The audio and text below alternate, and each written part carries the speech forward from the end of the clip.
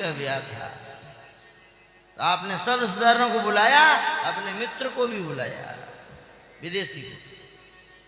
पत्र में अभी बात थोड़ी कड़ी कड़ी बातें लिख दी कि भाई 2 बार तुम्हें बुलाया, तुम नहीं आए।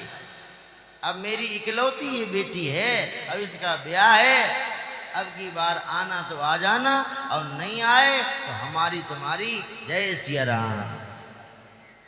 पत्र को डाला, विदेशी मित्र ने पत्र को पढ़ा, बोला अब की बार नहीं गया तो मित्रता टूट जाएगी, संबंध टूट जाएगा। लाखों रुपया खर्च करेगा, प्लेन में टिकट बनवाएगा और लाखों रुपया खर्च करके भारत में आएगा, बिटिया के ब्याह में सम्मिलित होगा, हर उत्सव में सम्मिलित होगा, और जब ब्याह संपन्न हो जाएगा अच्छी तरह से, जब वो विदेश जाने लगेगा तो कहेगा भैया जब मैं यहाँ आया ही हूँ अपने गांव, तो एक बार अपने माता पिता का घर खोल के तो देखूं कैसा पड़ा है। अब उसने घर को खोला तो देखा पूरा घर गंदा पड़ा, जगह जगह मकड़ी ने जाला बनाया, जगह जगह सांप ने चूहा ने बिल बना करके रखा है। गांव से उसने 2 मजदूर बुलाए और घर की सफाई करा रहा है। अब बताओ मैं, वो लाखों रुपया खर्च करके क्या घर की सफाई कराने आया है? वो तो अपने मित्र के बेटी के विवाह में आया है। और जब बोला आया ही हूं तो लाओ ये मकड़ी का जाला और साफ कर दूं। ऐसे भगवान धरती पर वन में क्यों गए थे? सबरी माता के दर्शन करने के लिए गए थे। जब गए तो बोले ये लाओ ये जो रावण कुंभकर्ण हैं इनको भी समाप्त कर।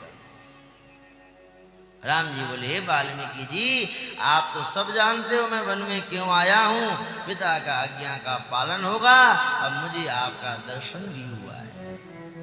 अब मैं वो स्थान बताओ जहाँ सीता और लक्ष्मण के सहित हम 14 वर्षों तक वास करें। तो वाल्मीकि जी कहते राम जी आप बताओ ऐसा कौन सा स्थान है जहाँ पर आप हो नहीं, ऐसी कौन सी दिशा है, ऐसी कौन सी विदिशा है, ऐसा कौन सा समय है जहाँ पर आप हो नहीं। फिर भी आपने मेरी महिमा बढ़ाने के लिए मेरे से पूछा है, अब मैं आपको वो स्थान बताता हूँ जहाँ आप वास करो। वाल्मीकि जी ने राम जी को रहने को 14 स्थान बताए, और ये 14 स्थान कहीं और नहीं है, ये मनुष्य के हृदय में ही है। ये 14 स्वभाव बताए, बोले ये 14 स्वभाव जिनके अंदर हैं आप उनके अंदर वास करो। तो पहला स्थान बताते हुए वाल्मीकि जी कह रहे सुनहु राम अब कहूँ निकेता, जहाँ बसो सिया लखन समेता।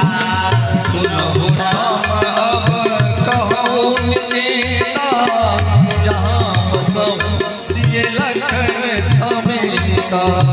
जिनके श्रवण समुद्र समाना, कथा तुम्हारी सुभग सरिनाना। जिनके श्रवण समुद्र समाना, कथा तुम्हारी सुभग सरिनाना। निरंतर होई न पूरे, इनके ही तुम गोंगरे रूरे।